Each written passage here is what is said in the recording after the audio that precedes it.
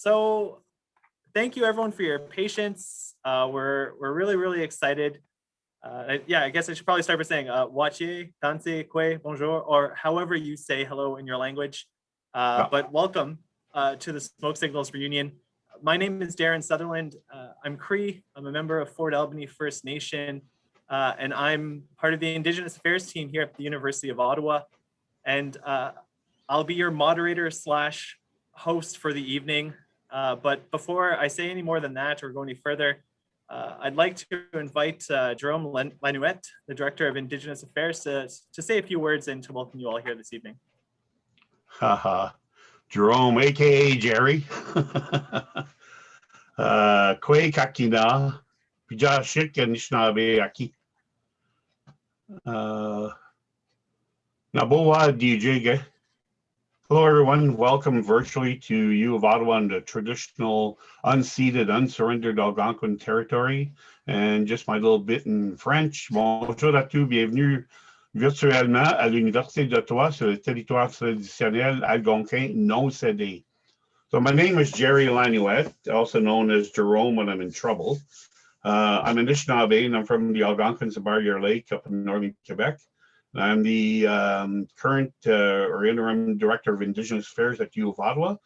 And as I want to welcome you all, I also want to say Chimiwet to the creator for this wonderful day and for the great opportunity of welcoming and thanking Evan Adams, Adam Beach, Tantoo Cardinal, and Gary Farmer for participating on this panel Smoke Signals reunion 23 years later. So what impact has Smoke Signals had on challenging the myths, stereotypes of Indigenous people, and to what extent the movie has enabled us to actually explore and address the sensitive nature of racism, domestic violence, in not only Indigenous culture, but also in mainstream society? Finally, how has humor enabled us to deal with such challenging issues and dealing with healing and moving on? And I know one of my personal questions to know is, will there be a sequel to Smoke Signals? We've been asking for 22 years. So with that, I wanted to say also thank you to our Indigenous Affairs team, Brenda Macdougall, Darren Sutherland, Victoria Marchand, Tagwanibisan, Armitage-Smith, and Nathan Forestall for working so hard and making this event possible and seeing that's how it's going to roll out. So as Darren said, I'd like to pass on the next part of the introductions to him. So Darren will be moderating our panel tonight, advise us on how the night will proceed, and guiding us throughout the evening and having a good panel and hopefully some great questions from our viewers. And I want to extend a great welcome to all of our viewers from North America. I notice there's people registered from all over Turtle Island, which is amazing. So we hope you enjoy the evening, and miigwech to all. Ooh. Thank you, miigwech, Jerry. And yeah, speaking to the audience really quickly, I'd like to begin by thanking our guests this evening, our panelists, but also everyone else in attendance. The interest in tonight's event has been truly overwhelming, but in the most positive of ways. The original scope of this idea involved the community here at the University of Ottawa, exclusively. But as interest grew, we realized that we had something here, and we decided to open it up to the public and to share this reunion with people, Indigenous and non-Indigenous. As I was mentioning earlier, some people have chimed in to say hello. And we have viewers from all over Canada, the US, and other parts of the world as well. So, thank you. We even had to expand our Zoom capacity a couple times to accommodate the amount of interest that we received. And we've certainly set a high bar for attendance at our next event. But yeah, it's very exciting to be here this evening with you all. I do have a few housekeeping items. Victoria touched on some of these already, but I'll just repeat a few of them. This event will be recorded and uploaded to the Mashkowazi YouTube for later viewing. So we can share a link to the channel if you'd like to watch that upload and to share with your friends or to even rewatch this. And yes, due to the number of attendees, we did have to disable the chat. It would probably just get a little hard to monitor if we let everyone chime in there. We apologize, but we do thank you for your understanding. But don't fret, if you do have questions, audience members can use the Q&A feature to ask them in real time. If they're topical, they might come up through as we're having our conversation, but they'll likely be moved for the end during the audience Q&A. Again, those will be monitored by our team members. And yeah, I'm excited to begin. Any questions? It's a bad joke. I'm assuming at least half of you are laughing right now. Moving on. We're gonna start things off, I guess, a little. Essentially, I'm not gonna ask any hard questions at the start, but as Jerry alluded to, there are a couple of like heavier themes in the film. But for now, I'm curious, and Adam touched on this a bit, but I'm curious to know how it all works. But do you all stay in touch? And when was the last time that you were able to connect like this? It doesn't. In my mind, I thought this might have been like a regular thing, but I don't think that's quite the case. And I open this up to anyone from the panels, any of the panelists, my apologies, to answer, like, just because I'm truly curious to have you all. Good question. Yeah. Adam, I stay in touch with Adam a little bit. We were on the Winnipeg show just a couple weeks ago. I saw him there. Last time I saw Tantoo was on the beach. He was dancing on the beach in a parking lot. And can you guys hear me? Yeah. And then Evan and we saw each other last on stage, I think, in Victoria for something at the university. Was it there, or was it at a casino in California? I'm trying to remember. I saw maybe you on a that flight one. to Sydney. You were going to That's right, and Adam was on TV. He was on TV, and Evan and I showed up in Temecula, California, which is Pachanga Casino. So that's the last time we saw each other. Evan, But I saw you we in stay in airport, touch, right? I think. Yeah. Yeah, I saw you at an airport jet too. Penny kept some of us in touch. He's gone now, so. And, Yeah, we used to always stay in touch with Kenny Hill's Dreamcatcher, which was a good event. Yeah. And I apologize. I've made a critical error here.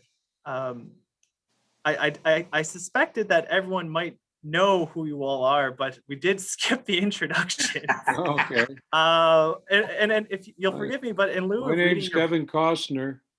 I director of Dances with Wolves.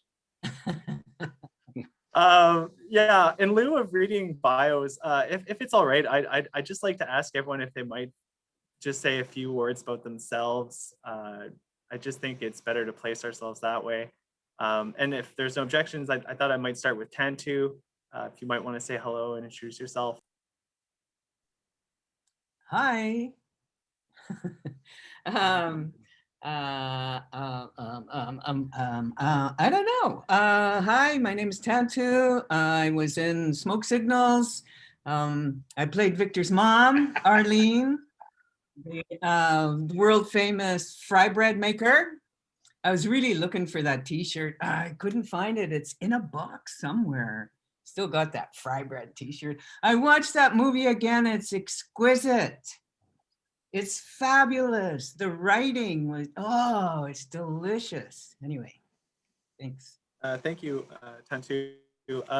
Bree, would you mind going next? Well, let them guys go. I already talked too much. All right, well, Evan Adams, would you mind? Great. So nice to see everybody. I came aboard because Gary and Tantoo were going to be here, and I've loved and respected them since the first time I saw them on set during their big fight scene. It scared the hell out of us and reminded so many and triggered so many of us of our childhoods. Oh my gosh! And of course, Adam's my old buddy. Adam, I think I've known you since you were like 12. and I was 36, something like that. So I'm always game to hang out with Adam. So hi, everyone, and I can't wait to, well, to answer some questions and tell some stories. And Adam, Mr. Beach. Yo, dudes. All right. Hello, everybody. I'm Adam Beach. Evan, my first film was with Evan Adams. He was the lead, and I auditioned for that role and didn't get it because of him. So I still hate him for it. And just kidding, Evan. And I've been, I guess, starting acting since I was 16. I'm 48 now. And yeah, still going strong, I guess. And I played Victor Joseph in Smoke Signals. Oh man. Thank you all so much. Gary, are you sure you don't want to introduce yourself? Or Of course, yeah. Hi, my name is Scanos Wagwego. Nagaso Hyan Twas. When you shui what now goes quite diesel. Yeah, I'm from the Six Nations Res. I was born there a long time ago. And I grew up around the States quite a bit. And so when I got to be in the theater, because of, I suppose, James Buller from the Association of Native Development Performing Visual Arts and the CIT Theater School, I went to the very first one, mainly as a babysitter for all these kids from Cape Croker who are just like teenagers, 13, 14. They're still putting frogs in each other's bed. And they had this major dude, David Calderisi, wonderful actor, who was British trained, and trying to teach the kids. And it wasn't going over too good. So they brought me up there, and I just fell in love with the process then. And I've been an actor ever since. That was 1975. So that's who I am. Thank you all very much. I'm tremendously excited about our conversation this evening. Before we dive into questions related to the film, we thought it might be a fun idea to play the trailer for the film. So I'm going to move it to our technical side and ask them to play our trailer.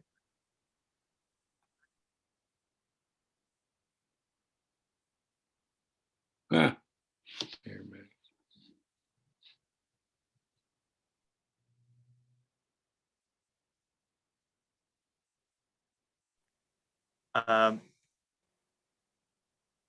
We don't hear the audio, Victoria.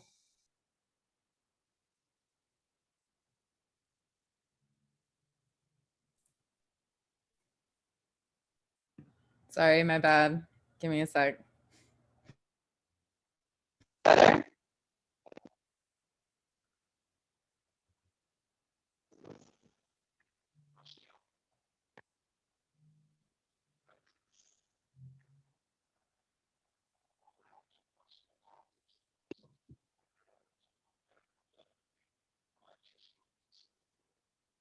All right, well, so much for that. We're still having some audio issues. Maybe we can act it out for y'all. Oh my God, that'd be great. Could you? Just kidding. Let's see. Yeah, there's maybe it's on the technical side. I thought it'd be great. Simply, we can skip that part. The reason, I guess, I thought it would be nice to include the trailer because for those of you who have seen it recently, you might recall, and if not, I'll just say it. I find that the trailer for the film really pitches the film as being a comedy, despite the fact that the film deals with some heavier subject matter at times. So I'm curious to know about, I guess, the process leading up to filming. How was the film pitched to you all? And like, what did you think you were going to be filming? Like, if you're familiar with the work of the author, or if this was just kind of like sold to you a certain way, I'd be very curious to know, because the film is certainly I think remembered as being a comedy, and we often forget to talk about some of the other elements to it that Jerry talked about. So in no particular order, I'm just going to guess. Evan, I saw you nodding kind of hard there. when I was talking about that. So perhaps I could call on you to start this question. Yeah, how was it pitched to you? And like, what did you think you were getting into when it started? Yeah, I had heard that this master's student at NYU, I didn't even know his name, was wanting to shoot a short film based on Sherman Alexi's, some of Sherman Alexi's characters. And Sherman was quite famous. He already had dozens of books out. And Chris was like, Chris Eyre, the director, was really an unknown entity. And I heard that they were, and I loved Thomas and Victor and that whole universe. I thought they might ask me to play Victor because I felt like I was a little more hip and cool than Resi. But I found out that they were having a hard time finding a Thomas to do this short film. So we just shot for a few days over the summer, and it got some funding, which is so unusual. And they said, we're gonna go. And all these like great actors started to join up. So I was just excited to play Thomas. I had heard about, because I had read him so often, and I wanted to try because he's a pretty tough character. Anyway, yeah. Thank you so much. Adam, I think I'll ask you to follow up since I just found out that Evan was gunning for your role. How did they approach you about that? Were you always trying to be Victor? No, what happened was I was invited to come and read the script at some playhouse somewhere, some theater. I think it was New York, could have been Boston, I forget. And I agreed. And after we read on stage, they came up to me, the people working on it, and said, would you like to play Victor? And I was kind of really shocked, and I said, of course I would. It's beautiful. And that's how that went. Tantoo? I think it seemed to me, I was working on Shelley Nero film. And it was an offer. So I didn't audition or anything like that. They had everybody all figured out. And to work with toute la gang, it was really an exciting idea, an exciting prospect. But the buzz was all about, this is a Native production, the first Native production, and it was just hitting so hard on that. That's what I was hearing. But I just come from a Native production where it was all Native cast, and so it was kind of the difference in availability. How many people were able to see Honey Maugasin, that hour-long film. I think it was an hour-long film. Maybe it was shorter. I don't know. It was a film that Shelley Nero did. And Gary could probably attest to the progression of things as we've gone through different productions, that more and more of our actors would be coming on, and more Indigenous people on the crews.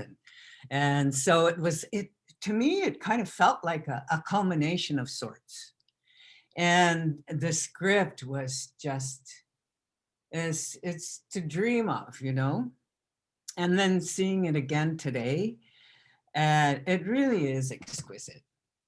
To be able to work with those words, you guys, what a treat. I've just, for me, it's just been a slog. So much of the work that we have to do is written from an outside perspective. So your work really is kind of bringing so much with you. And the bonus is working with people who expect you to do that, rather than trying to cut you off and say, no, that's not what this is about, that kind of stuff. So it was a little bit of coming home. Thanks. Okay. And so, sorry, I just want to clarify. Adam, you had to read for it. Tantoo, you were offered it. Gary, what was your experience like?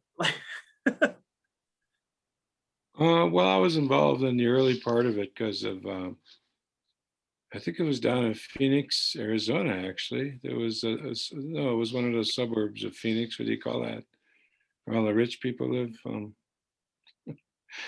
Anyway, there was a film festival, Indian Film Festival. I think I think they screened a film Tantoo and I did that Lou Diamond Phillips directed. What was that film called? That's Sioux City? Sioux City, yeah. They screened it at this film festival, and I remember Chris was there, and we sat there, and I don't think he'd made but the short film then, I think. And he said, Gary, what do you think I'd make a film of this short story? And I read it, and I thought, I don't know, I don't know, I don't see it, I said. But if you do, you should go for it, you know. So he did, and you know, he hired me. I'm not sure if I auditioned or not. I probably not. I didn't like to audition much, you know. But now I do audition like crazy. Jesus.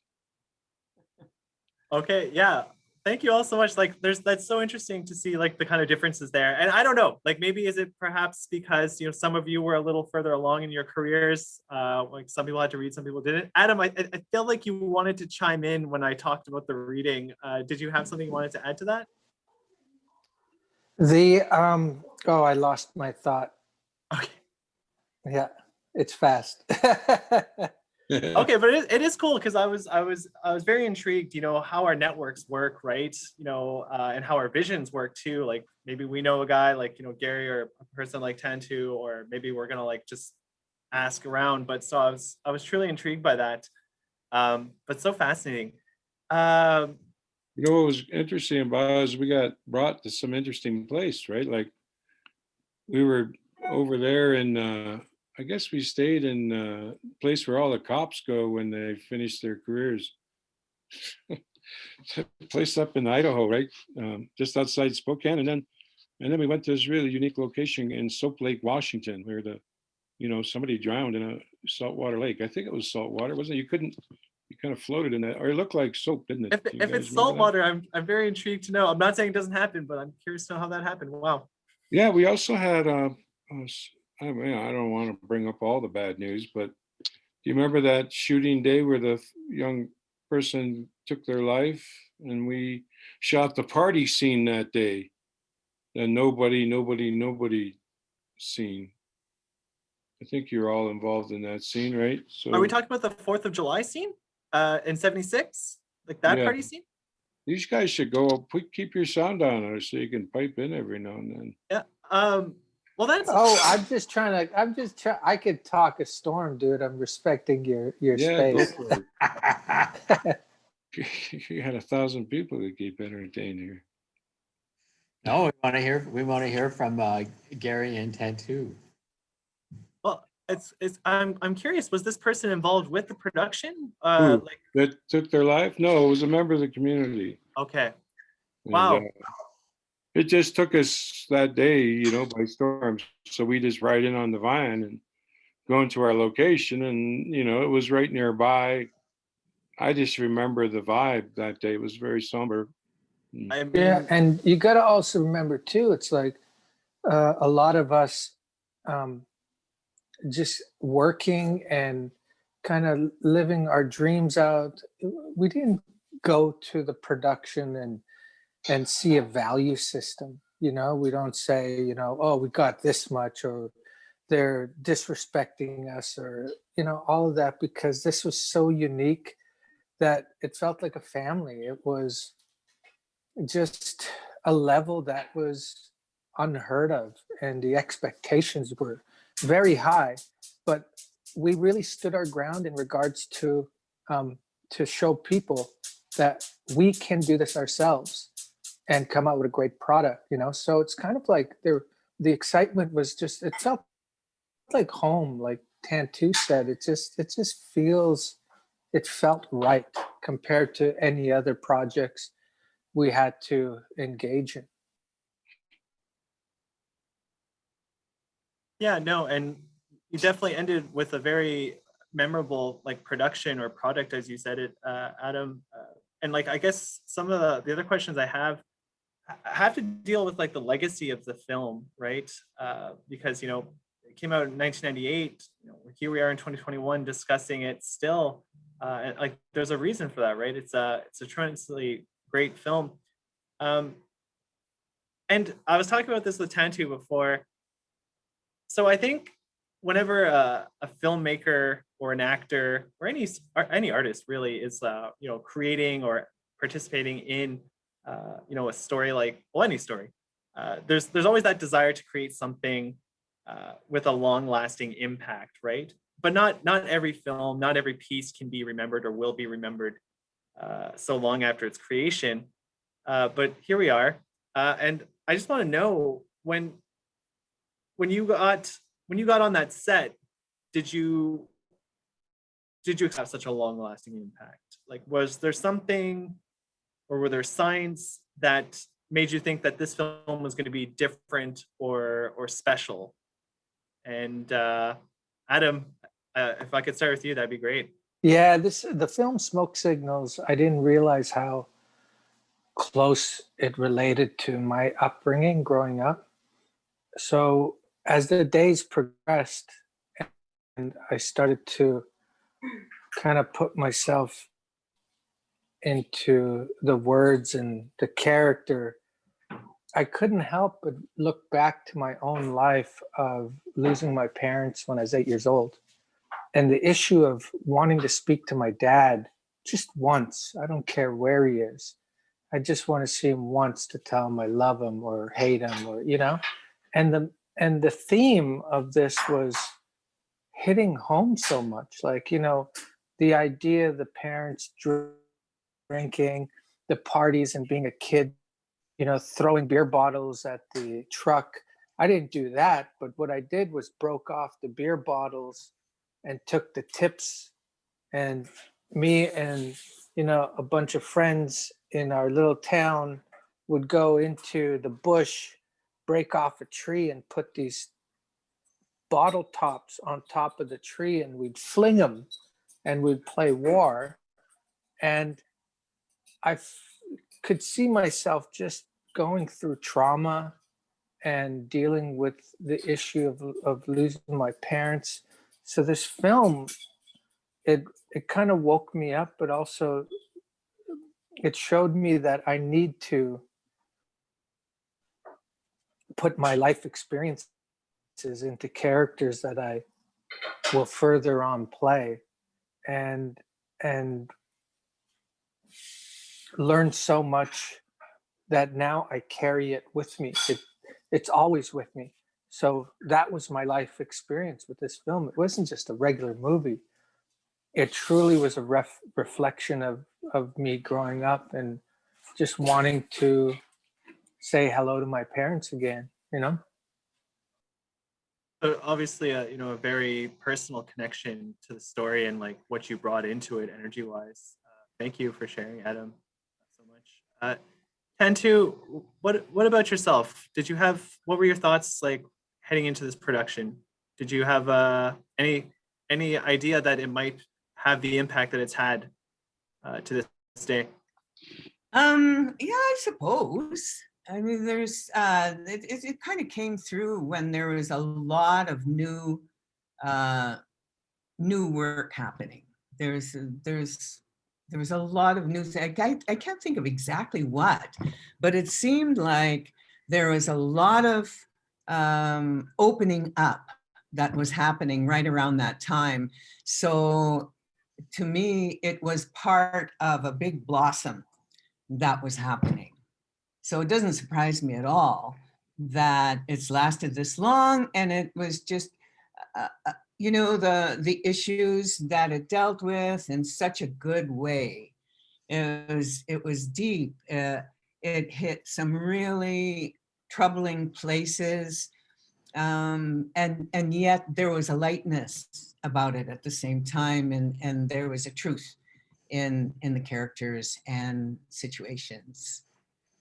So yeah, it's for me, it was a part of the bundle that was opening up. Gary, I feel like I keep putting you last. I'm so sorry. That's not intentional. No, don't worry about that. You know, I'm like Adam. I was basically playing my dad, you know. I was brought up kind of like rough like that, you know. And so I was just realizing that, and because I used to get a lot of questions, you know, well, how could you do that, you know, like, I said, oh no, that was nothing, you know. So you know, I grew up in a rough home, and so you use what you know, as an actor, your experience. I mean, you don't always name it 25 years later, but yeah, that's all we got. I sure What was remember cool, working Gary, with is that, oh, go ahead, Tantoo. I was just going to say, I sure remember working with Gary and the improv, and that was really exciting. Just Yeah, but also too, Gary, you bring a sort of passionate character, and in a way that we do feel for you for some reason, for the actions that you are portraying. And it comes with Tantoo too, because there's a passion that she's bringing, and it shows that, you know, there is this connection of mother, father, and son. And you know, there's, you know, it's growing up, when I was spanked, it's like, you know, go get the stick and pick up your stick, you know. So it's like you're bringing a real life situation, and when you knock Victor with a little backhand, I've seen that, and it's out of it. It's like a reaction, you know, when you deal with people who are of age and they're intoxicated and they grew up in trauma. You know, that's all they know. So it's kind of like there's this weird sensitivity you brought with the way you wouldn't really look at Victor. You'd internalize everything, and we'd see your internal struggle as opposed to the outlash that you were giving. It was pretty, you had some good stuff there, man. Yeah, I know we're talking about serious things, but I'll just say, Gary, I think Adam's right. I'm just gonna say it. Some people won't say it. Some of the wig work in this film was not the best, but despite that, you know, you still managed to convey, you know, everything that Adam was just describing. You know what I mean? Like that was still there in the scenes where you were wearing that. It speaks a lot to the performance and perhaps like what you were all bringing to it. But yeah, Evan, you're the one who has yet to respond to that. If you care to Gary's wig was like A-list. I mean, I still that thing That was my Powell Highway wig, I think. I'm not sure. Adams was kind of a $1.99 special.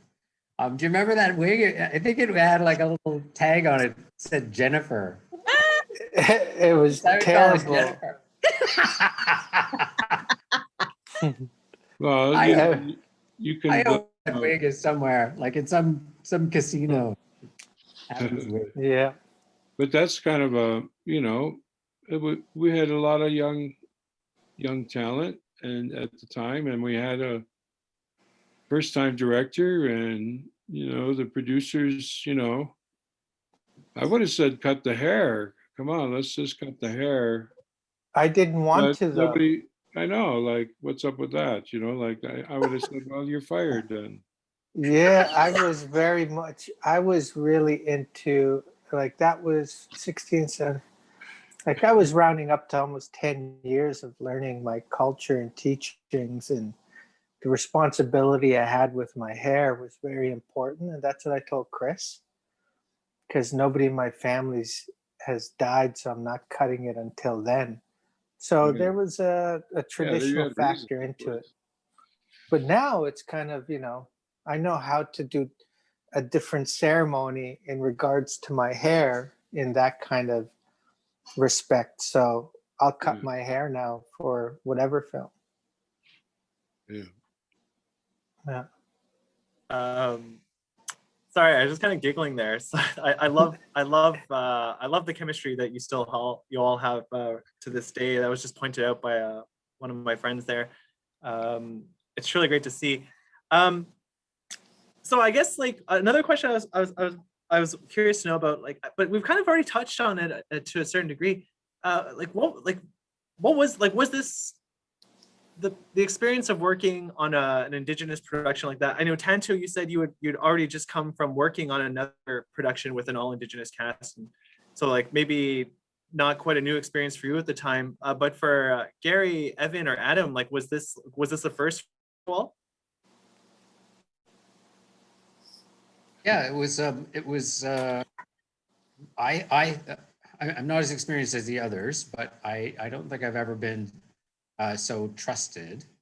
And the writer was on set, which was very unusual. And of course, Sherman's voice is really strong. I worked on a few of Sherman's scripts, and he's got a very vivid voice.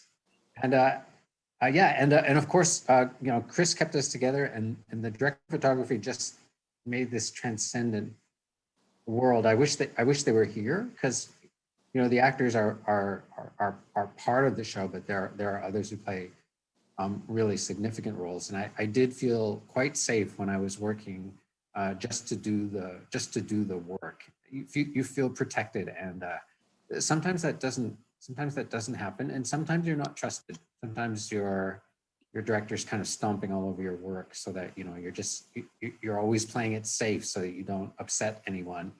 And if you're not taking a risk, then what's the saying? If you're not taking a risk, then you're risking it all, or something like that. It's just it can show when you're not committing completely. And thank you, Evan. Gary, did you have anything to add to that, or Adam? What was the question again? I guess we know it wasn't Tantoo's first time working on like an Indigenous production like that, but Evan just said it was a first. Oh, gotcha. For him. Yeah. Was it a first for you?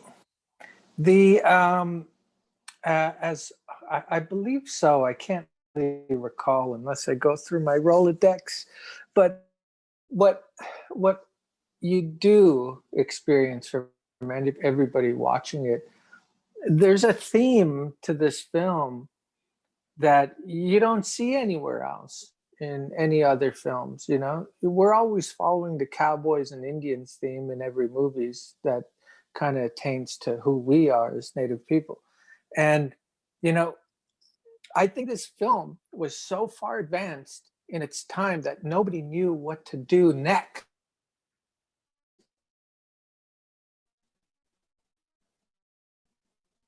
How do we find the next movie?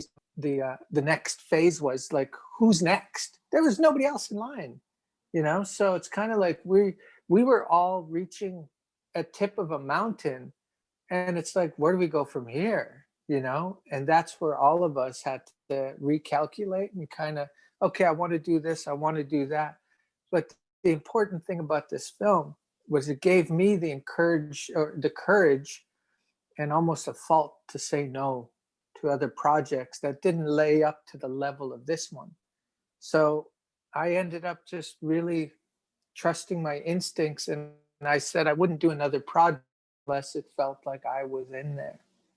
And that's what I got from it, is the power of no. It's like, I want our films to matter in a certain way, and we have an ability to say, we won't say that, I want this in the film, I want that. It's so there's a lot that came from this film that you don't get to see, but it really changed my perspective of the movies that I'm going to do after.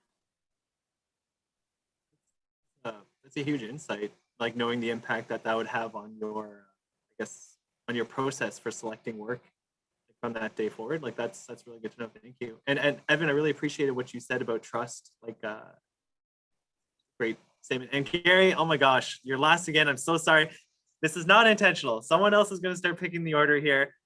Gary, was there anything else you wanted to add to that? I'm so sorry. Well, I have kind of a bizarre story on the first day of shoot. It wasn't probably the best story to tell, but but that doesn't matter. I think what matters most was I kind of followed the film along. I don't know why. I must have been in New York, and I saw an early cut of the film, and I was really kind of taken because the audience, they were kind of let go in the very first cut that I saw. The audience, they could just walk away and say, "Oh, that's a nice. Those people are nice Indians," and then they put a kind of a doctor on the film, and they changed the beginning of the film or something. They rearranged a few things, and all of a sudden it just really had a phenomenal impact. There was another editor put on, as you may remember. We were dealing with Harvey Weinstein as the main dude for Miramax. And I'm pretty sure he's the one that came up with that title, which when that first got said, we were all cross-eyed, right? Like, what? But when you think of it, that film stayed 18th on the box office that summer in Toronto. I watched it, or in the whole country, in North America. So, there's still never been kind of a native produced film or native directed and acted film that had that much box office success. So that was a real credit to the process. It's not just about, again, like Evan said, the actors. It takes a family, 70 people, 100 people to make a film in the end. Wow, so many great insights here about the experience. Tantoo, I feel bad. Like I didn't mean to exclude you, but you like earlier on just come off of another production with an all Indigenous cast. Perhaps instead of asking about that, were you working with an Indigenous director on the previous film? Shelley Nero is Mohawk, and she wrote this piece and shot it. I think it was on Six Nations and maybe some in Brantford. You shot next to my mom on that restaurant there. I remember when you guys shot there. I think I came over. I don't know. That's right. Yeah. And Billy was in it. Yeah, I'm Billy Moresny. Powwow outfits. They're doing this funny thing on Facebook today about who wasn't in North of 60. Oh my God. And I never did an episode, Oh, and I guess man. Kenich never did one, and Baba Ron Cook, we never did. So it was all of it, and there was a picture of Dry Lips, and so the left side never did North of 60. I'm kind of. How many Dry Lips hadn't? 2? It was like some kind of theory, like. There Things that everybody's got some kind of went on and everything, there was some. Yeah. That is probably one of the funniest things I've heard in a while, Gary.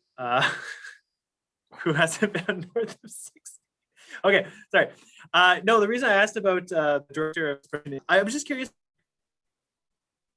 And Evan, you touched on it about that trust, right? Do you think having an Indigenous director for a film like Smoke Signals, do you think that was essential for the story? Like, could an Indigenous director have told it the same way? And as I'm saying this, and you're talking about Miramax and all, like, like that side of things, I suspect there's always like maybe some pressure from like, the money, right? To have certain people in certain roles. So I'm just curious, like, was there anything like that with Chris, or was this like his project from the start? Was he always going to be the director? And then I guess to go back to my original question is like, could a non-Indigenous director have done this? And Gary, just so I'm not asking you to go last. Oh, you want me to go first? If you don't mind. No, I I'm think just not going to repeat those errors. with Sherman's success as a novel writer first, and then I'm not sure if he had done some Sundance stuff prior. I think it was a Sundance developed story, right, with Sherman. So they had a fair amount of clout, and I think they won the prize. They won some prize for the script, and they got enough cash. And of course, at the time, let me see, what year was it? 95.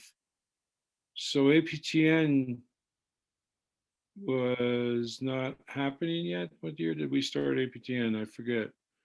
Anyway, we sold it to them. So at the time, I think Jim was in charge, and he gave us a sizable portion of the budget at the time as a, because it went to APTN afterwards. They got a Canadian ownership of the film, I think, or whatever. And so that's how they pieced the budget together. It was all very, still just for a few years ago, you couldn't make an Indian film over $5 million. I remember they were going to bring us all back together, Sherman and Chris, to do the whale story, the macaw story, and we couldn't get enough for the whale. That's how pathetic it's been, Smoke Signals also was like back when they started making films in 25 days or something stupid, right? I mean, I don't know, we must have shot 63 days for Dead Man or 70 days for Pablo Highway, right? Like, it was a real different business, but it was moving so fast. So the fact that we even got a film in 28 days with several locations remote was, it was very challenging. I went to work on with Chris on some other projects after that, and my experience with him was very trustworthy. That he's not gonna tell you what to do. It's more or less talking about how much you connect with the situation.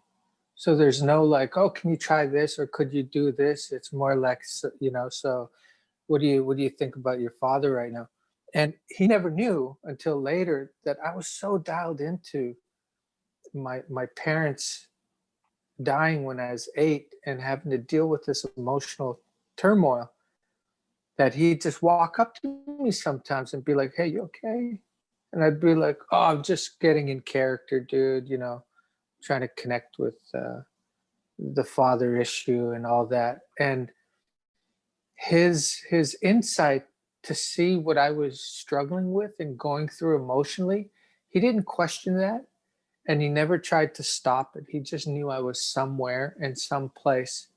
And he'd let me wander off. He'd let me just kind of walk away. And, that's kind of something you don't get to do when you're working with people. That, like now I could do that now because, I've done a lot of work. So a lot of people trust that I come prepared. But, as young as I was, there was this trust that he had that, Adam's going to bring something special, and, that's how it is working with him. And to see him struggle to try to get work finished and he, to try to get a movie made after Smoke Signals, like, I still don't understand how, like, he has to go through that struggle on bringing his films together and financially, like you said, Gary, like, something's got to change, and slowly it is, but it's financially we should be supported, but we don't have that yet. Soon, but we don't have it yet. Yeah, and I'll just quickly add to that. I've heard similar sentiments from people like Jeff Barnaby, right? Rhymes for Young Ghouls, Blood Quantum. Budget's just a little north of like 1 million, but he constantly, and I don't mean that in a pointed way, but he has mentioned it repeatedly that getting funds for these types of films, like by our people to tell our stories, or in the case of Blood Quantum, like dystopian, like kind of future. It's tough. It's a challenge, but I hope that it changes. Evan or Tantoo, was there anything else you thought needed to be added to that question about direction in this film? Like, was an Indigenous director, I guess, a requirement to tell this story? I think it really depends on the director. I think I don't know. It's it probably was necessary to get an Indigenous director. I mean, it's a great opportunity. It's our story, it's our town, and I'm sure Sherman had something to do with it. I don't know anything about that part of it at all.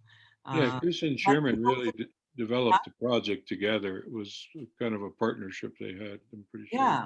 Yeah. And and any piece could be ruined by a director who doesn't really know what's going on. So I'm sure it was a great asset that it was an Indigenous director. Thank you, Tantoo. Evan? Yeah, Gary and Tantoo, when in your fight scene, I felt like you were allowed to go. Like they just said, those two know what they're doing. Let them do it. And it's gonna get bad. It's gonna look crazy, but let them go. And I feel like that happened a lot.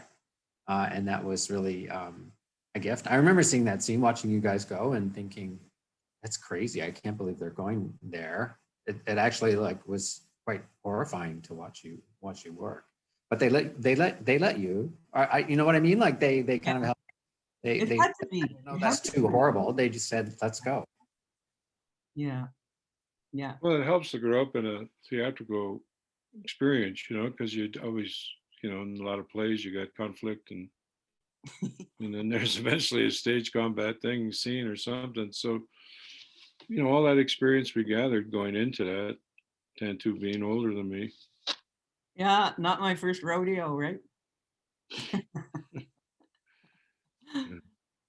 Yeah, Tantoo's 29. Such a delight to be able to work at a scene like that, and no, we both knew what that world was. Yeah, it was. Well, you figure that's 98. Tantoo and I did our first film together in 77. So Yeah. It's like we've been married, I mean. Yeah. Been there, done that. So it was all very just there,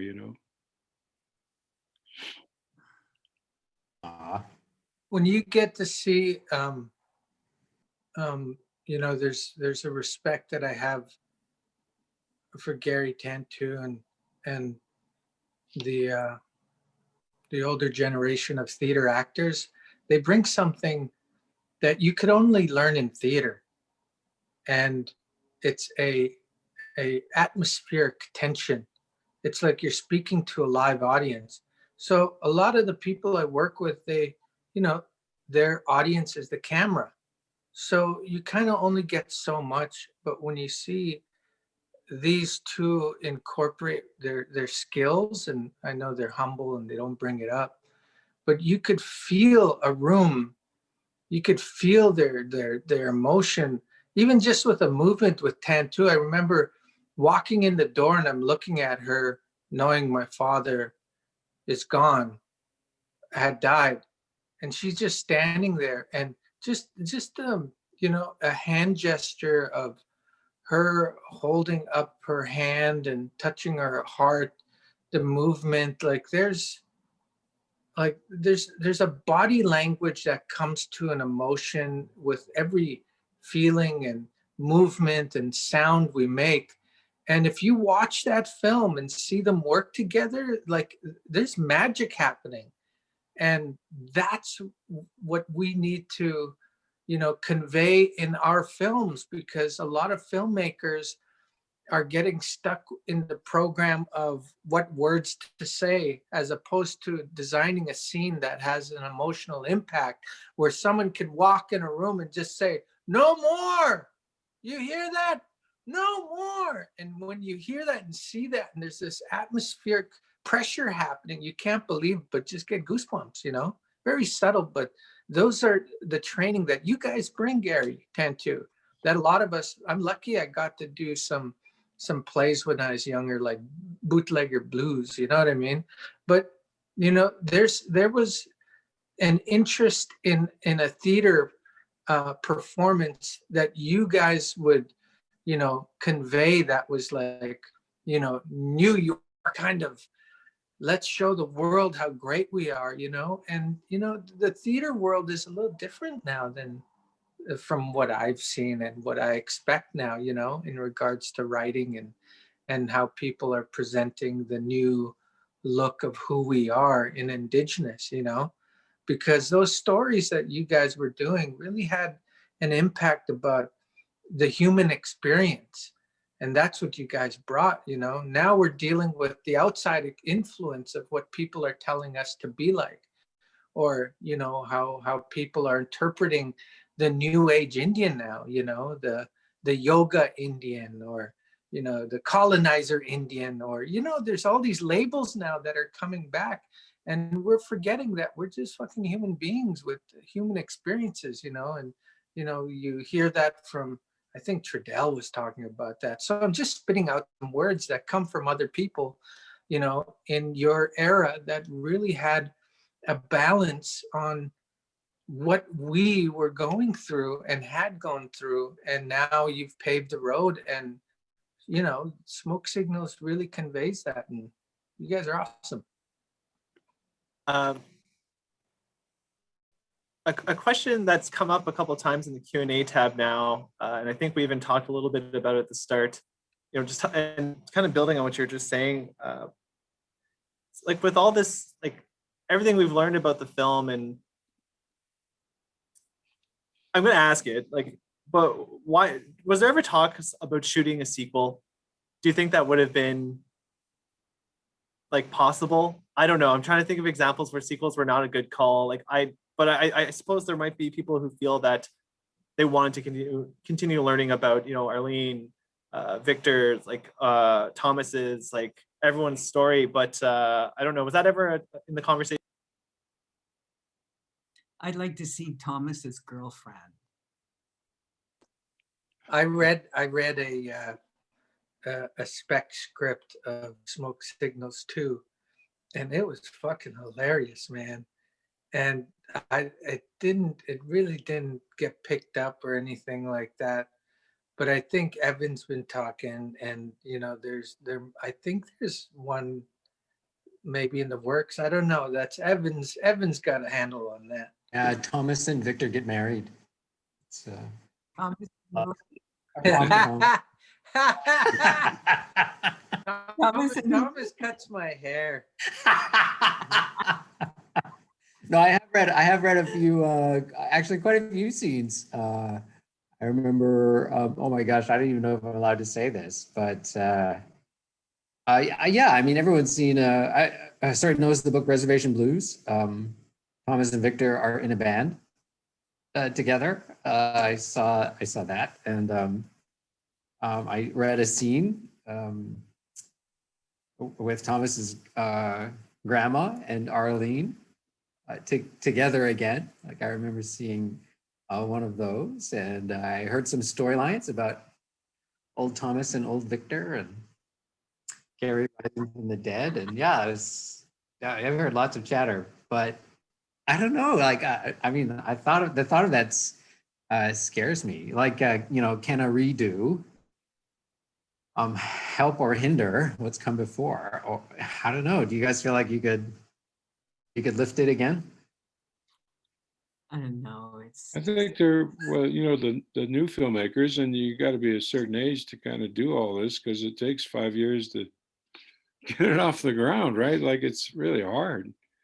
And it's kind of for the young and someone who can access money and can write, and especially in Canada, grants and stuff, and deal with telefilm, and my God. But you know, it's really hard. So, you know, people end up doing their own stories and telling, you know, like this new film, what's the one with Michael? Angry Indians, or it was at Sundance this time. I think it's called Handsome Indian. What is? Oh, Michael Grace is in it. Yeah, and also, but it's written by Michael Corbine. I think it's Michael out of Ontario. It had a big impact, but it's still a very dark story. But so everyone's kind of going in their own place, especially the young independents. They're not to that spot where, oh, let's make some money and do a sequel for a film that might sell. So it's just we don't have that sophistication yet or economy to self-generate that kind of action. And God forbid, there's 5,000 casinos in the North American continent that owned by Indians, and I'm being exaggerating, but we could easily have a film culture production. I remember not just a couple of years, and Chris running after the Walmart Harris trying to get 10 million for 10 independent native films, right? $1 million each. But you think it wouldn't be hard, but we were just getting Kenny to the level to begin to think, produce, have some money to be able to produce, but it's still the economy, and all the stuff you got to go through to get money in Canada to make a film, or the States. It's very challenging. I'm currently making some phone calls on reaching out to start an independent film finance kind of opportunity for all of us. But the approach I'm taking is we can't limit ourselves to just saying, oh, let's do 10 for $1 million, because you're going to be like, and what? You're going to pay someone just to write something out of their head and whatnot. It's like there's so many layers to it, and one of them is finding a good script. And once you get that, then you're like, okay, what's the value of the script? Well, why can't it be under this, or why can't it be, So the scripts that have been kind of reaching out to me and that I've been trying to focus on, there's a value to that. And we have to stick to that value to say, I'm going to get Gary, and Gary has a quote for his film. And we're going to hit that quote or add to it, depending what it is, because I'm tired of people coming to us and undermining us all the fucking time. When it's like, we can't do that. You know what I mean? We should have our payment rising up like everybody else in all the work we do. I have a friend who won't work unless his quota is met, and it's a really high one, and he always gets it met. They don't ever question him. Now, when I have to go to a film, my quote is questionable all the fucking time, and it has to stop. So if we're going to move forward, which I'm doing, trying to get this financial institution together, we have to raise the bar, and all of our quotes have to be met, and that's how it should move forward, and it gives everybody an opportunity to kind of work together to say, okay, here this is, and let's move forward, but the hard thing is there's a lot of us that aren't in that financial division, and it's a whole thing, but it will come to fruition. Like I called you, Gary, one year, and I don't know what time it was, like 2 a.m. And I was like, oh my God, I got a great idea. Let's do this thing. I have this idea, and great. And we're still working on that idea. You know what I mean? It takes time. But having a financial institution for some of our writers, that would put them to say, here's $50,000. You have 6 months, and you have to come up with the proper story. We have a lot of Native writers that can do that, and I'm hoping sooner than later, but it is time now. Yeah. Did you see Cody's new script? He's got one called Hey Victor. I know, he called me. I said, anytime you need me, just let me know. So he'll get to me when he needs me. We all play ourselves, so I know, it's gonna be funny. In this Like story. yourselves, or like you know, not actually, like, how do I say that? Yeah, There's all the actors that were in Smoke Signals play themselves in Cody's Lightning, who plays the younger version of Adam in the film, Cody Lightning, which is, you know, Georgina's son, the youngest one. He played the little version of. Okay. So he's written a script called Hey Victor, because I'm sure he's had to deal with that Hey Victor for his whole life, you know, like, because he was Victor, you know, he was.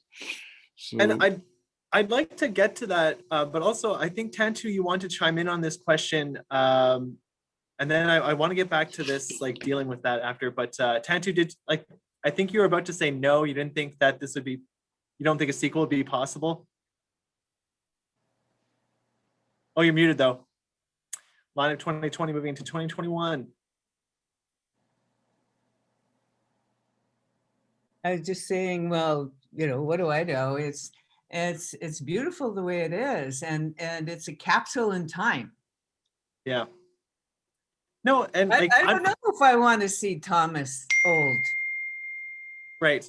And you know, I'm not trying to chime in, but I would agree with you, Tantoo, that I think that sometimes, you know, I think it's okay not to have a sequel. I heart you all. I'm not saying don't work together again. Don't work on another story like you're talking about, Adam. I hope that what you're describing like becomes a reality, and that we can continue sharing our stories and we can find the financial backing or capacity to create them. Like, that'd be wonderful.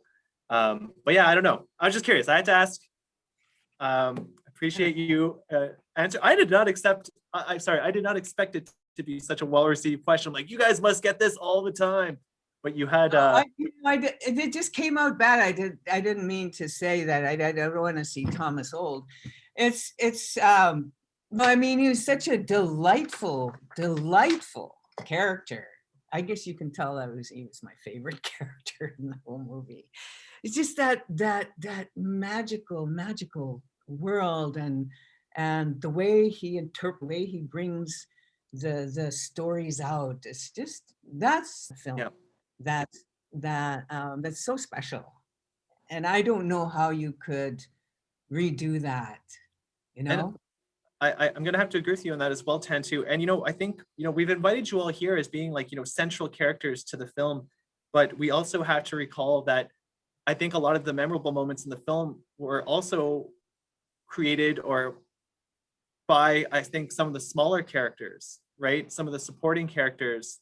I'm getting some messages now talking about that, you know, the like Thomas's grandmother, the girls in the car, Irene, etc. Like, would it be possible to, you know, bring everyone back together in some circumstances? No, I don't think so. And like, what truly makes it memorable? It's tough to say, right? I think everyone interprets this film differently, and we've all talked about it, right? What you all brought to the film, like how that informed your roles, like how that informed your relationships with each other or the director. How am I getting emotional right now? But yeah, no, yeah. So, but thank you for hearing everyone that was asking. It was a popular question, the Q&A. Yeah, so we're running out of time. Okay, so we had some questions. Wait, what do you mean you're running out of time? Well, I mean, I have some questions, of course, that we hope to explore, but we also do want to open it up to the audience more closer to the end. So like, I guess there's some things I want to get through. Wait, are we only talking for an hour? Well, we'll a little around 8-ish, I guess, since we started slightly late. Talk to the people who did your contract. Just kidding. Okay. Well, I'd like, you know, one of the things about this film is there wasn't any question about what was being introduced in the film, because it's an experience that probably all of us had experienced in regards to, you know, a car driving backwards, or, you know, there's always an Indian car on a reservation, or someone joking about, you know, vaccinations or leaving the res. And, you know, it's kind of like there's all these themes in there that we all relate to, you know? So it wasn't like a really big surprise. It was like we had an opportunity to be ourselves, you know, and just kind of, you know, address that Native people are funny, and through tragedy we can laugh our way around it and bring back the light that that trauma wants to, take away from us. You know what I mean? It's like, it was a good Indian experience, Yeah. Sorry, Evan, were you going to say something? Yeah, there were a lot of smaller roles, and they're not here today, and it's too bad. And lots of women's work in the film who just did some extraordinary stuff. And of course, the music, Eulalie, was just epic, and a number of other artists. And I have heard someone say, or actually quite a lot of people say, Smoke Signals is about the loss of a father, and wouldn't Smoke Signals 2 be about, the loss of a mother or a grandmother? And do you need male leads in a part 2? And isn't it a different time? And so I take all of that. I think it would be interesting to see just a different storyline. So which way would it go? Because I mean, Thomas because I thought about this a lot. Old Thomas, is he diminished or is he better? I don't know. And do I have kids now at 50? Do I have more kids than Victor? I don't Or know. is he a doctor? And Tantoo, I love your idea. Like, who's he with? And I always assumed that Michelle St. John would have been the woman I married if it wasn't Victor. As Thomas. I get asked a lot. Like, were you in love? Was Thomas in love with Victor in that movie? No, I didn't play it that way. I played Thomas like an old woman.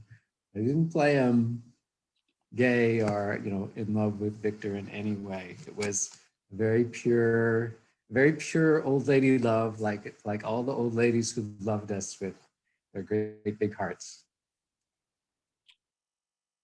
Yeah, I mean, I think about Simon Baker. I watch him. There's some of programming coming down here to the States on FNX, and he played young Thomas. And to see what the work he does now, it's like, wow. He goes around the world talking about issues, native issues with other tribal peoples in Africa and around the world. And it's, he's taken it so far. He's such an interesting narrative player. And I think his content is mostly on APTN and FNX. So that's, that's a real, it's, all of them. Of course, Monique Mahika and all the ones that played with us. Michelle St. John, another theater player from yesteryear in Ontario. It was of course, John. He's so missed. And John had such an impact on all of us. I mean, I'll never forget the early days with John when we made Pablo Highway. We'd sit in the room for hours and he told me everything, he was such an impact on me in my journey, But yeah, we had a wonderful cast there of players to support us and be with us. It was a good experience. Elaine Miles.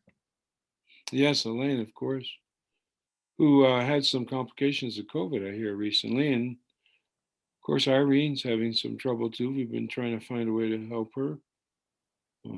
So we got, it's like a family. It really is. We try to take care of each other as much as we can.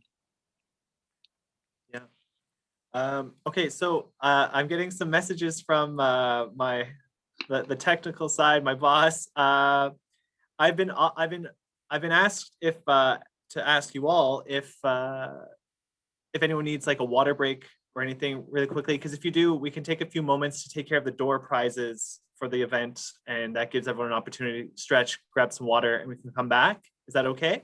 Sounds good. All right, so everyone, there are some door prizes.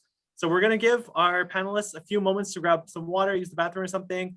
And in that time, the wonderful Victoria is gonna take care of that. So good luck to everyone here, and I'll be back as well. I'm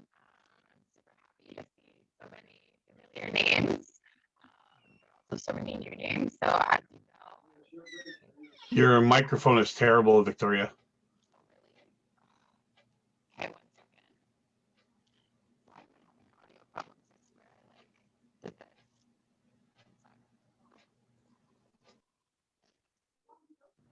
How about now? Better? Much better. Much better. Aha. Okay, great. So I was gonna say I'm super happy to see so many familiar names on here and so many new names, but we're gonna go straight to the door prizes. So what I did is I wrote down every single person's name that is in the attendees list, just because I didn't want to include all the registrants, because some of them aren't here, and I think it would be more fair to put the names in for the people who actually showed up. So the first one is going to be $100 to Manitoba Mucklucks. And they have really cool things. If you're not into mucklucks, they also have soaps, towels, and a bunch of cool things like that. All right, so what I did is I put all your names in an Excel sheet. I put it in a random number generator. So I am going to do the random number generator. Doo-doo-doo. Okay, 177, and that person is, I feel like I need a drum roll. It's so awkward doing this by myself. You actually want a drum roll? Kyle Hendricks. Kyle, if you could, I'll DM you, or one of us will DM you for your email, and we'll send you the $100 Manitoba Mucklucks gift card. And the second one, the second gift card, is to one of our local beaded dreams shop. So they're based in Ottawa, and they sell a lot of amazing things that are all Indigenous based. So beads, obviously, but there's so much more. They have blankets, sweaters, purses, wallets, all with like Indigenous art. And they sell a lot of really great earrings and such. So we'll do the random number generator again for that one. 96. I know you can't see it. You're just looking at my face. Sorry, but Emily House Hackle. Emily, I'm so sorry if I'm mispronouncing your names. But if one of us could DM Emily House, I'm gonna just make sure they're still signed on. And we do have more door prizes for after, so we can do 2 more at the end. I know some people are returning, but they're pretty cool. So if we can get your emails, Kyle and Emily, that would be amazing. Yeah, so Emily House, we will get your email, and then Kyle Hendricks. Emily Thanks, and Kyle, everyone. I will DM you guys, so if you guys get a message from Nathan Forestall, don't be alarmed. It's just me. Yeah, don't be alarmed. But maybe. Okay, I'm going now. Can John Wayne's teeth? What? Okay, bye.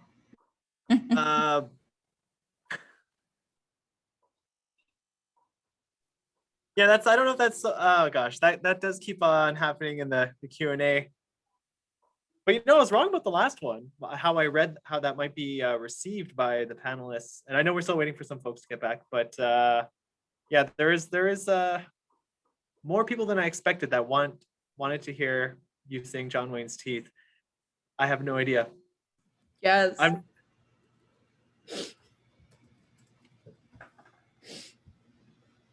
Remember, I don't know if you remember in the film, but I didn't really know John Wayne's Teeth. Victor was leading that song, and I was just trying to keep up with him, giving him a lot of side eye. Like, I don't know this song, but I'll sing. John Wayne's teeth, they are. John Wayne's teeth, they are. Hey, hey, hey. Yeah, buddy.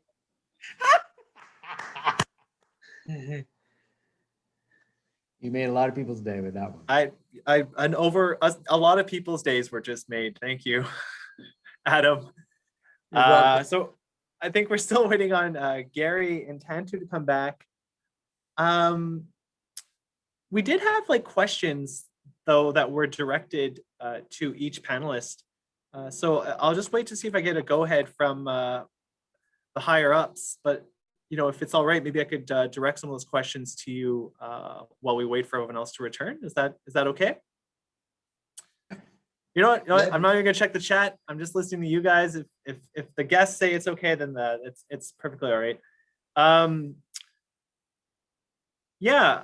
So Evan, it's come up a couple of times this evening that you found yourself becoming like a doctor, like you work in medicine now.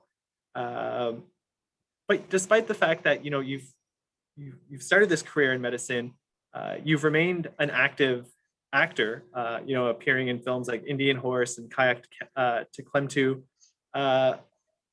So I suspect you're quite busy in dealing with a lot of responsibilities in your profession, certainly now. What continues to draw you to acting despite all of that? Yeah, I'm a public health doctor, and public health doctors deal with like outbreaks and pandemics. So it's a really busy time in my discipline. But I don't know. I just really love it. I don't know why you guys love it, Tantoo and Adam. I get asked this all the time, especially by doctors. Doctors are like, "Why would you do that stuff? Like, why would you do like TV?" And like really judgy. And so sometimes I because when I was a young actor, it's like, God, doesn't everybody love acting? Isn't it like absolutely amazing, the stuff that you learn and how much fun you have and the people you meet? And so for me, I don't get to do it that often. And so now I really like, I feel like, I don't know, I imagine like an old soccer player who used to play soccer really well, and now kids come along, they say, "Hey, you want to kick a ball around for a bit?" And I go, "Oh, okay, I'll do that." But because I'm not a pro anymore. I feel it. Like I really do feel. I just did a show, Tribal. Do you guys know this show, Tribal? I just did an episode, and wow, I felt really rusty and elated. So I was like stressed and blissful at the same time. It was so strange, like in a way, alive in a way that I don't feel when I'm doing medicine. On the other hand, medicine is a gift as well, like completely amazing world. And I'll stop talking soon. It's like I'm two different people with these two realities in collision, and I have no idea how they fit together. I feel lucky though, like I have two separate lives. How did you feel playing a doctor as a real doctor? Yeah, that's right. I did an episode of your show, Arctic Air, as a doctor. That was so bizarre. I'm not sure, because TV doctors are different than real doctors. So I'm getting the hang of playing a TV doctor. It's much faster. And I don't know. I don't get asked to play a doctor often enough. I wish I could play a really nice doctor one day. Well, I'm super proud of you, and I'm so happy that you're a doctor, because I don't have competition anymore. Yeah. Adam wins everything. Once I was in a community, and there was the elder was saying a prayer, and they said, "Oh, and thank you so much for sending us Dr. Adam Beach." And I was like, "Oh man, Adam gets all the roles, and now he's a doctor too." They're thanking him, but I'm here. Well, I did receive a Doctor of Letters, so I do have a PhD now. Woo. All right. That counts totally. Yeah, I'm trying and I'm finding it difficult to imagine Evan playing Ira Hayes or Slipknot, but all the power to you, Adam. Less competition. Thank you so much, Evan. And actually, Adam, I guess we can go to you next. And it has to deal with some of the roles that you've done, right? You've played, some historical characters in the colonial past, or the more recent history, Ira Hayes, like we were saying. and characters in the present. Ira Hayes is like a real person. Victor was not. Does it make a difference in how you approach or develop a character in your field? Well, I think a lot of us, when we are looking into a character, we do the basic study of who they are, what they've been through, and how they've handled it. And then I go into my personal life in regards to how does this fit into my life and who I am? Where was I as this character? What was I to portray? Like there's all these little pieces of the puzzle that go into, say, Ira Hayes. People were like, oh man, you played a real good drunk. And it's like, okay, that's your position on who Ira was in that whole idea. I had to formalize a way to play someone who had PTSD, and there was no way of dealing with that issue back then. So they had to resort to drugs or alcohol to subdue these emotions. So the approach was like, okay, how do I approach drinking as a coping mechanism as opposed to a disease?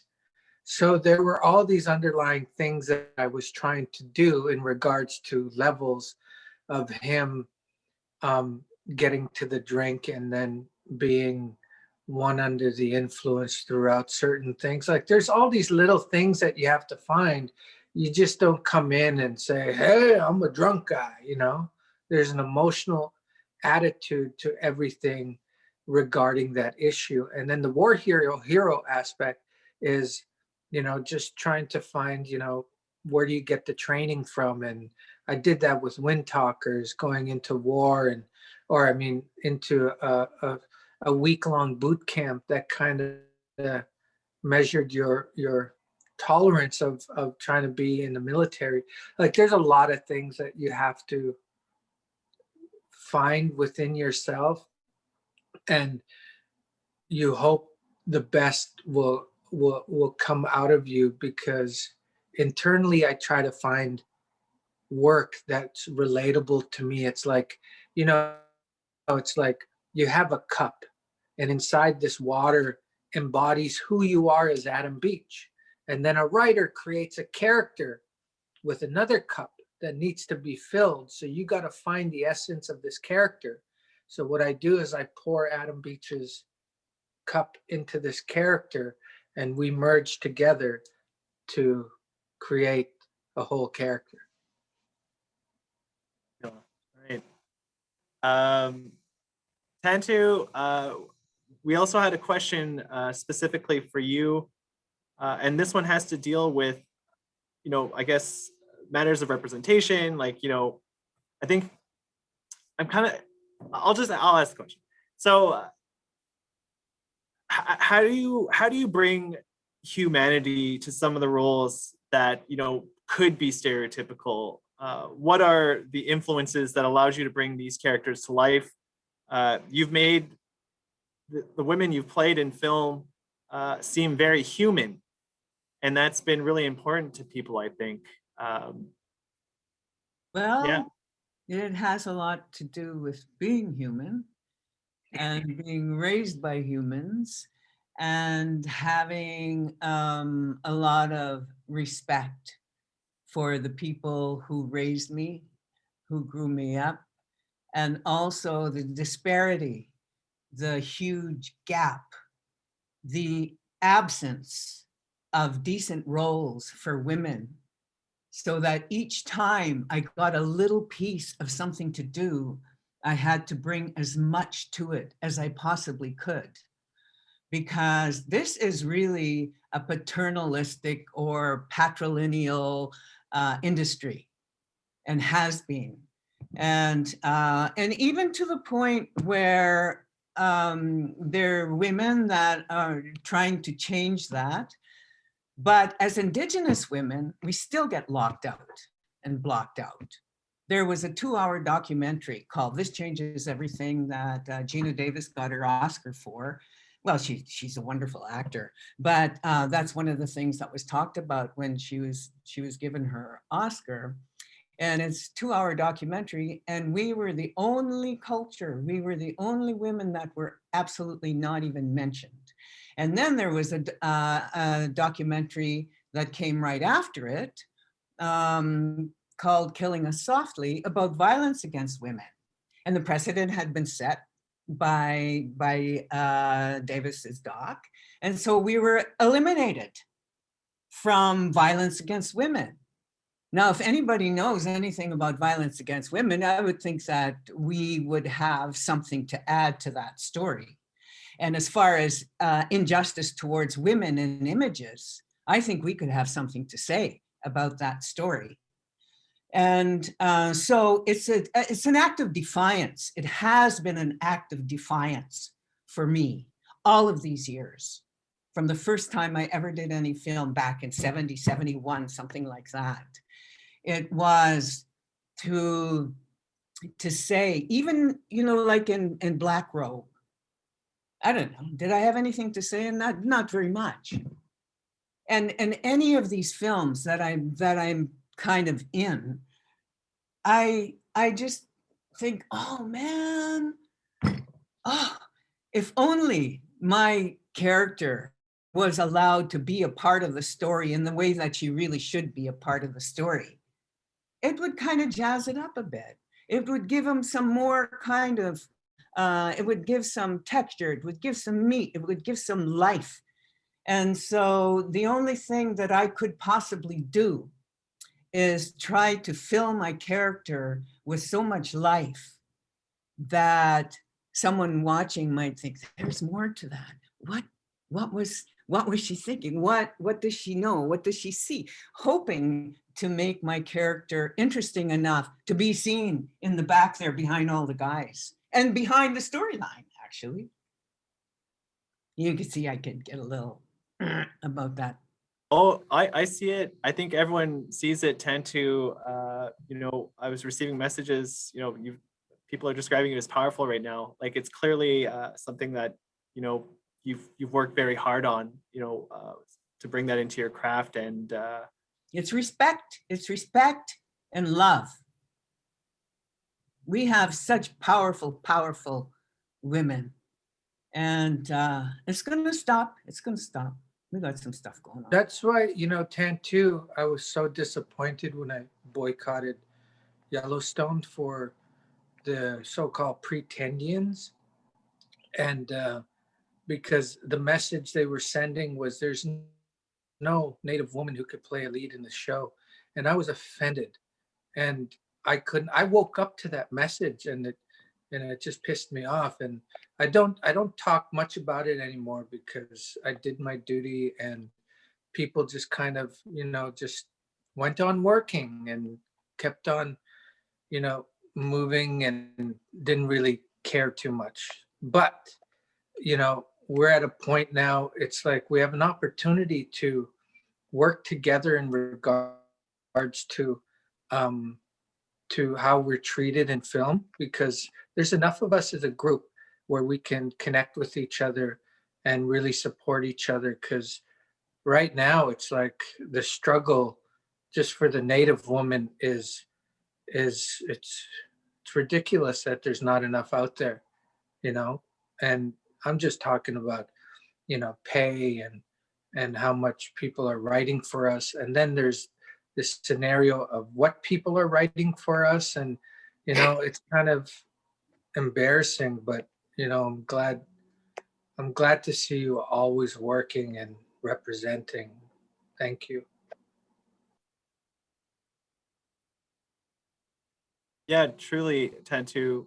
I think if Adam would not have, started talking, and I'm not saying anything, when he did, I think you probably would have moved a lot of people to tears. Like, I could sense what you're talking about. It's tough, and I hope it changes. But this kind of leads me into some of the questions that have been appearing in the Q&A, and I think the answers should be a little apparent by now from what we've heard in these conversations.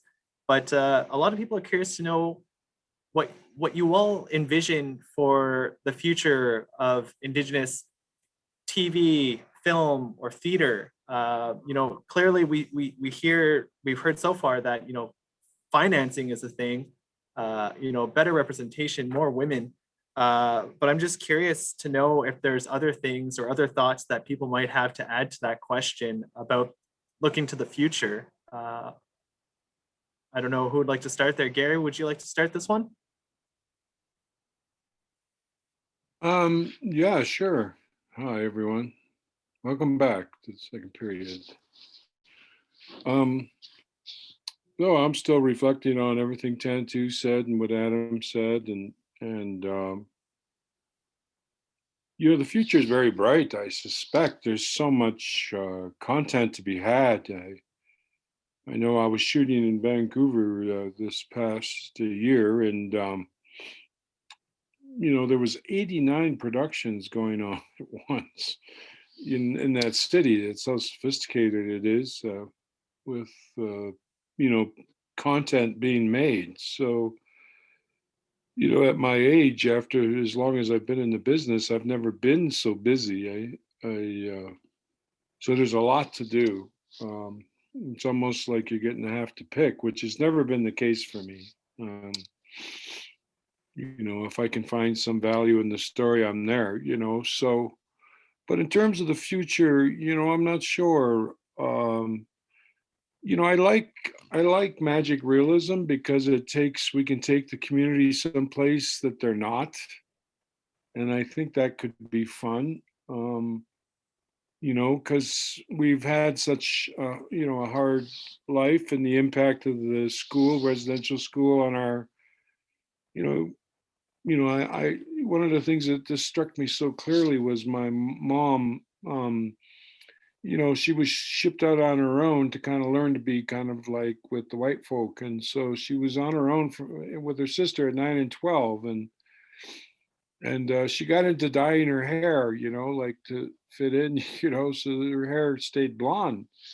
Like she lived on the res, but she was always a blonde. And it wasn't until she kind of started to age that her hair naturally went back to her own color. And all of a sudden she, I just remember seeing my mom lying in bed years later, like she looked like an old Indian woman, but she the impact of that school kind of led her to believe in how she could fit in, and how she grew comfortable, and how women have been forced to kind of fit a particular role to sustain and survive and prosper. And so there's so many stories to tell. So I just think that if we can take them to a magical place as an audience, that, where life is not as hard as it's been, for contemporary Indigenous people. And now the kids got to go through it all again to kind of clear the conscience of whatever, that has happened, and the impact it's had on us and the family. So I don't know. Food for Gary? Evan? Oh gosh, I'm just thinking about some of the new visions that I've been seeing recently, and I feel lucky that some of the filmmakers that I get to work with are so brazen and brave, like Loretta Todd and Marie Clements. Like they're just fierce.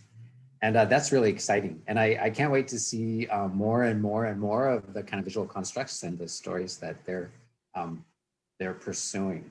And when I watch just kind of, regular fare, I think, oh, there's something that resonates for me as an Indigenous person with an Indigenous aesthetic.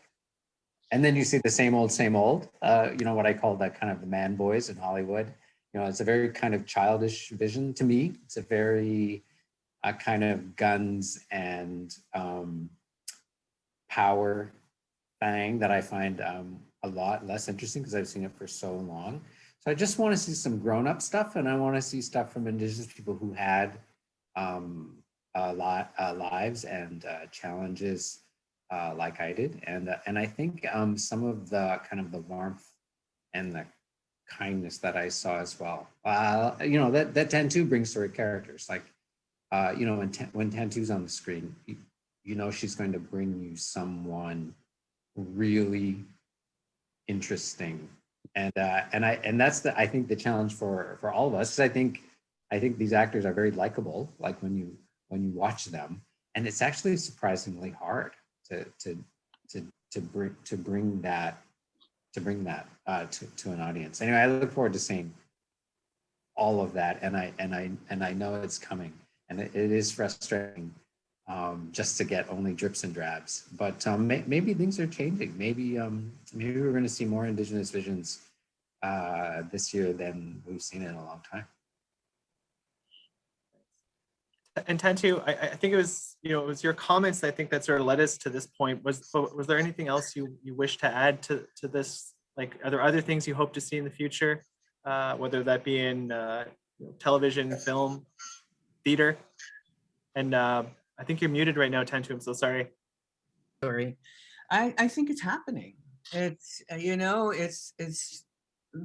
think that the dam's been burst. I think the doors and windows are open. There's nothing that's going to hold women back. And we have power. We have stories that have not been told. We have filmmakers that are maturing, that have matured. And I think that we are going to be seeing product that we've been wanting to see for a long time, and stuff that we, you know, like Marie Clement, she just does amazing stuff. I just love her work, and the energy that it takes. And it's a good thing that we come from a tough place, because that's what we need to be able to get through the barricades, the gatekeeping. And I mean, it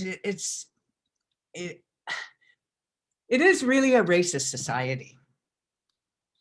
And when, okay, let's just leave that as it's difficult. It's going to change, and it's happening really fast. Right. We need more distribution. We need more air. We need more audiences. We need people to say, I want to see that. I want to hear about. They think that they know everything about us at this point. And in terms of what's been done so far, or what people have been allowed to see, it's very little of who we are and what we contribute to this milieu, to this society, on a daily basis, on a nightly basis. 110% Tantoo. You know, and I think it's also a lot of what people do know, I think, is, you know, it's old, outdated, wrong. You know what I mean? It doesn't represent our nations, our peoples, you know, the diversity. You know, like one of the questions that came in was like, how does it feel to play like, you know, a member of another nation, you know, one that is not your own.